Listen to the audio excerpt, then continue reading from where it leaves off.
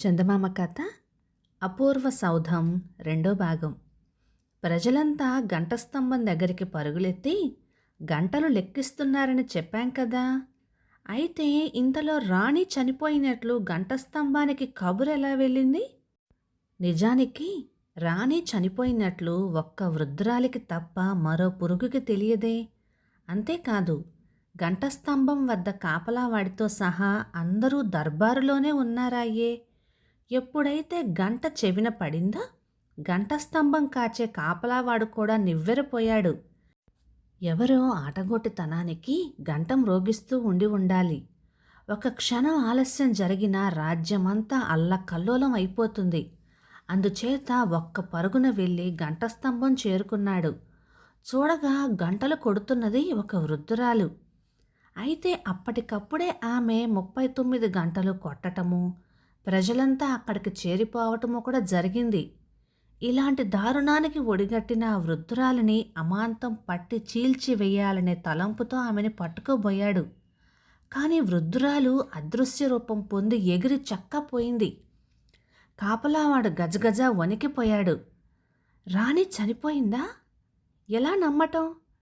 ఈ వార్త ప్రజలలోకి పాకిపోకముందే నిజమో అబద్ధమో తను తెలుసుకోవాలి. అక్కడ చేరిన గుంపును నెట్టుకొని ఒక్క పరుగున అంతఃపురంలోకి చొరబడ్డాడు. రాణి శయ్యగృహంలో ప్రవేశించాడు. రాణి చిరనిద్రలో ఉండటం చూసి నివ్వెరపోయాడు. జలజల కన్నీరు కారుస్తూ బరువుగా అడుగులు వేసుకుంటూ గదిలో నుంచి బయటకు వచ్చేశాడు. అప్పటికే గంటస్తంభం నుంచి మరలి అంతా తిరిగి అంతఃపురానికి చేరుకున్నారు. రాణి శయ్యాగృహంలో నుంచి దుఃఖ సముద్రంలో మునిగి వస్తూ ఉన్న కాపలావాడిని చూసి అంతా వారికి తెల్లమైపోయింది. అంతఃపురం అంతా రాణి రాణి అనే కేకలతో మారు మోగిపోతుంది. ఇక అక్కడ రాజు పరిస్థితి ఎలా ఉందంటే, ఎప్పుడైతే మరణ గంట చెవిన పడిందో అప్పుడే గుండెదడ పట్టుకుంది. ఒక్కొక్క గంట కొట్టినప్పుడల్లా తన గుండె మీద సుత్తి దెబ్బ కొట్టినట్టే అనిపించింది. 39వ గంట చెవిన పడటంతోటే రాజు కూర్చున్నవాడు కూర్చున్నట్టే సోలిపోయాడు. అయితే చూడవచ్చిన రాజులు తప్ప రాజపరివారంలో ఒక్కరూ అక్కడ లేరు. వాళ్ళు రాజు సంగతి మరచిపోయి గంటస్తంభం వైపుకి పరుగులెత్తారు. తీరా ఇప్పుడు అంతా తెలిసి వచ్చిన తర్వాత గాని ఎవరికీ రాజు సంగతి స్ఫురణకు రాలేదు. అయ్యో, అంతా ఇక్కడే ఉన్నామే, బావ ఏమయ్యాడో అంటూ కంగారు పడ్డాడు శక్తిసింహుడు. అవును, ఇది మహాకలవర సమయం. బావగారు దర్బారులోనే ఉండాలి. మీరు వెళ్ళి వారి సంగతి చూడండి, క్షణంలో నేను వస్తున్నాను అన్నాడు మంత్రి. శక్తిసింహుడు బయలుదేరాడు. అతని వెనకనే తక్కిన పరివారం కదిలారు. వాళ్లతో పాటు ఆస్థాన వైద్యుడు, దాది కూడా పోబోయారు. మంత్రి వాళ్ళిద్దరిని చూసి ఆగండి అని గద్దించాడు. ఆస్థాన వైద్యుడు, దాది తెల్లబోయారు. వీళ్ళిద్దరినీ వేరువేరుగా బంధించి ఉంచండి అని భటులకు ఆజ్ఞాపించాడు. భటులు వాళ్ళని తీసుకుపోయారు. తక్షణమే మంత్రి రాణి శయ్యాగారం తాళం వేయించి దర్బారు చేరుకున్నాడు. మహారాజుని అనేక విధాల ఓదార్చాడు. కానీ ఎంత చెప్పినా మహారాజుకి దుఃఖం ఆగలేదు. మంత్రి, రాణితోనే పోయింది నా బతుకు. లేక లేక పుట్టిన బిడ్డడిని కళ్ళారా చూసుకొనకుండానే కన్నుమూసింది రాణి. దిక్కుమాలిన దేశాచారం, తలాకొక పేరు రాసుకుపోవడమట. ఎవడు రాసిన పేరులో ఏమి అపశృతి పలికిందో బిడ్డడికి తల్లిగండం పట్టుకుంది. నా రాణి నన్ను వదిలిపోయింది. నా బిడ్డడికి ఎవ్వరూ పేరు పెట్టవద్దు. దేశాచారం కాదు, దేవుని ఆజ్ఞ అయినా సరే ఉల్లంఘించి తీరుతాను. నా బిడ్డడికి నా రాణి పేరే పెట్టండి. నా రాణి దేవప్రియ, నా బిడ్డడు దేవసింహుడు. ఏమి మంత్రి, నా మాట పాటిస్తావా అని ఊరుకున్నాడు. అందుకు మంత్రికి, తప్పకుండా పాటిస్తాను మహారాజా. దేవసింహుడు చక్కటి పేరు. మా తల్లిని స్మరించటం కంటే మాకు కావాల్సింది ఏమిటి?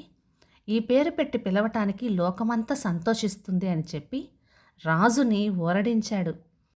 ఇక్కడ మంత్రి, రాజు మాట్లాడుతూ ఉండగా శక్తిసింహుడు కోటలోకి వెళ్ళాడు. వెళ్ళేసరికి వృద్ధురాలి వింత వైనం, వైద్యుణ్ణి, దాదీని అదుపులో ఉంచటం, శయ్యాగారం తాళం పడటం, ఈ మొదలైన సందర్భాలన్నీ తెలిసి వచ్చినాయి. తీవ్రంగా ఆలోచించాడు. దాదీని ఉంచిన తావుకి వెళ్ళాడు. దాదీ, కథ అడ్డం తిరిగింది. తలచిన ఉద్దేశాలన్నీ తారుమారైని. నిన్ను పెద్దలు విచారణ చేయవచ్చు.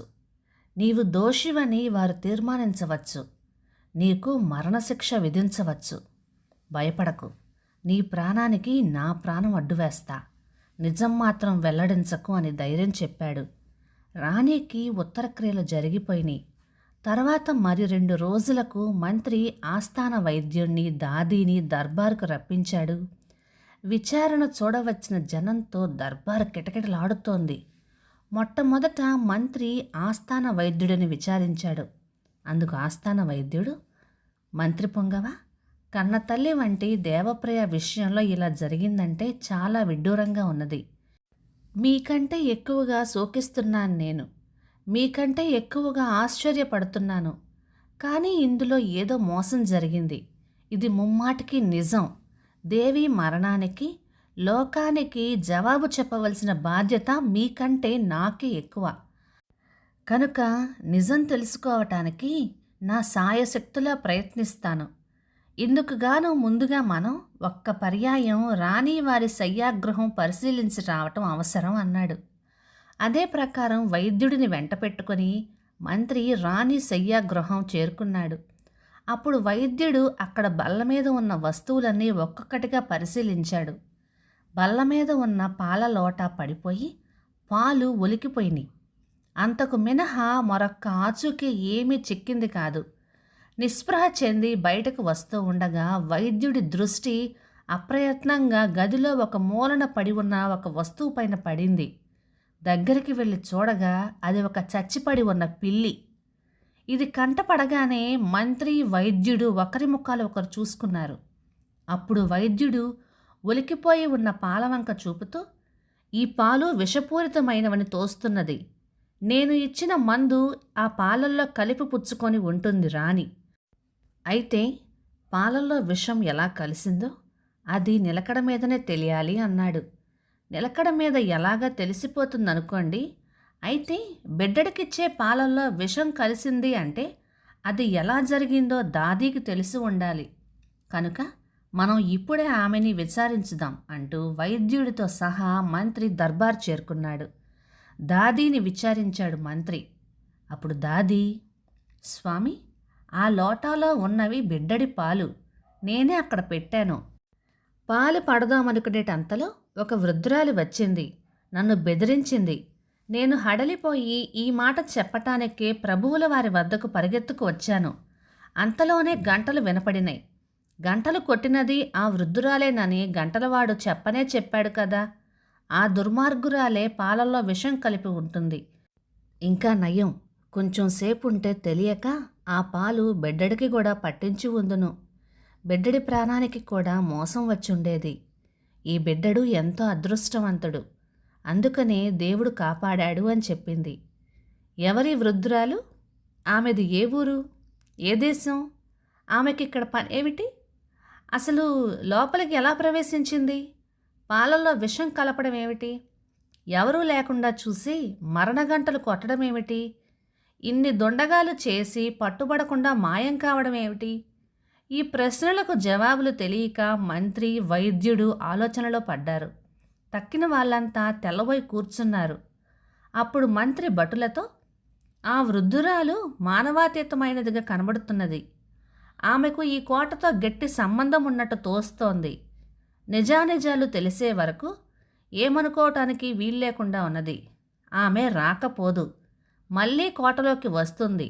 కనిపెట్టుకొని ఉండండి అని హెచ్చరిక చేశాడు. ఆ వృద్ధురాలు వచ్చే వరకు దాదీని వైద్యుణ్ణి అదుపులో ఉంచమన్నాడు మంత్రి. రోజులు నెలలు గడిచిపోతున్నాయి. రాజభటులు 50 మంది మరొక వ్యాపకం లేకుండా 1000 కళ్ళతో కనిపెట్టుకొని చూస్తున్నారు. వృద్ధురాలు తిరిగి ఎప్పుడు కంటపడుతుందా, ఎప్పుడు చీల్చి చెండాడుదామా అని. కానీ ఎంతకో వృద్ధురాలి జాడ ఏమీ తెలియరాలేదు. అందరూ నిస్పృహ చెందారు. ఇక రాజు సంగతి చెప్పనే అక్కర్లేదు.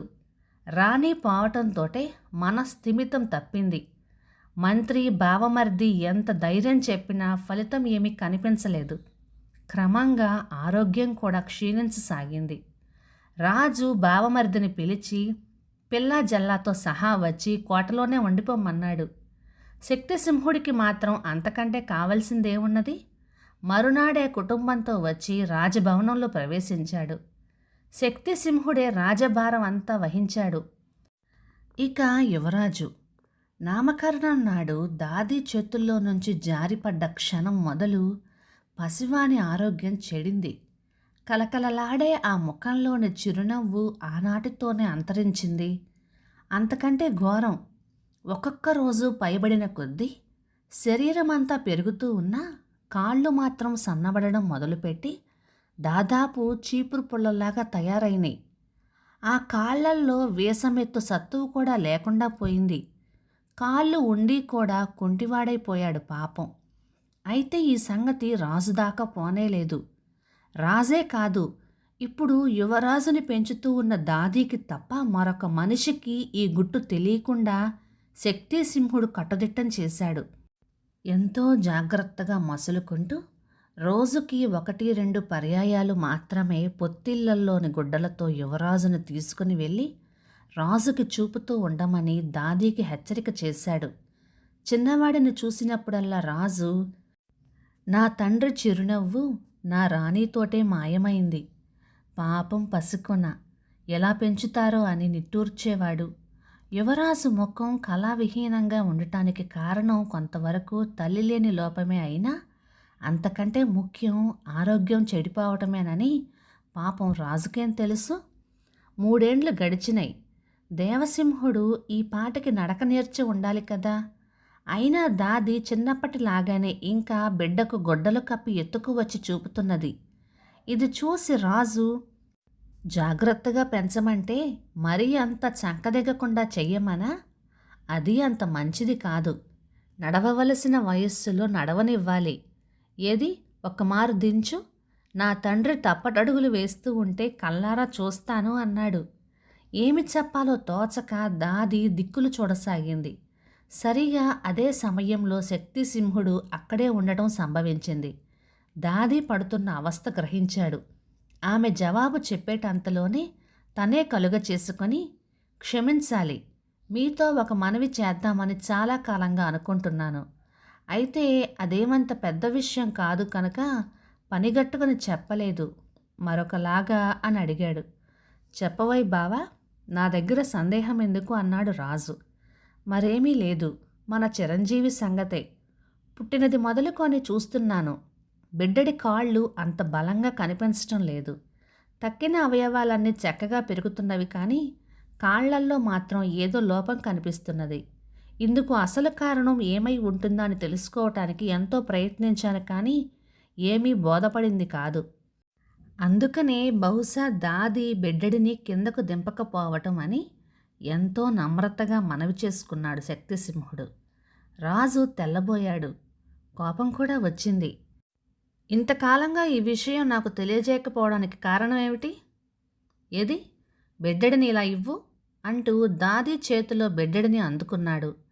కాళ్ళ పైనున్న గుడ్డలు తొలగించి ఒక్కచూపు చూశాడు. కృశించిపోయి ఎముక అయినా ఉన్నదా లేదా అనే నేరస్థితిలో ఉన్న ఆ కాళ్ళను చూసి రాజు కొయ్యబారిపోయాడు. కొద్దిసేపటికి తెప్పరిల్లుకొని, దారుణం, తక్షణమే ఘనవైద్యుల్ని రప్పించండి, పోండిక్కడి నుంచి అని బొబ్బలు పెట్టాడు. రాజ్యంలోని ఘనవైద్యులంతా వచ్చారు.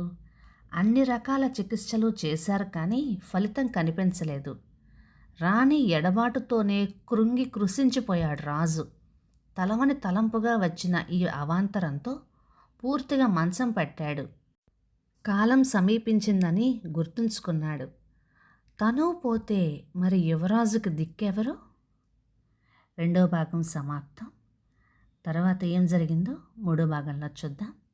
ఇక ఈ కథ 1952 ఫిబ్రవరి నెల చందమామలో వచ్చింది. ఈ కథ మీకు నచ్చినట్లయితే లైక్ చేయండి, షేర్ చేయండి. ఇలాంటి మంచి తెలుగు కథల కోసం మన ఛానల్ని సబ్స్క్రైబ్ చేయండి. Thank you.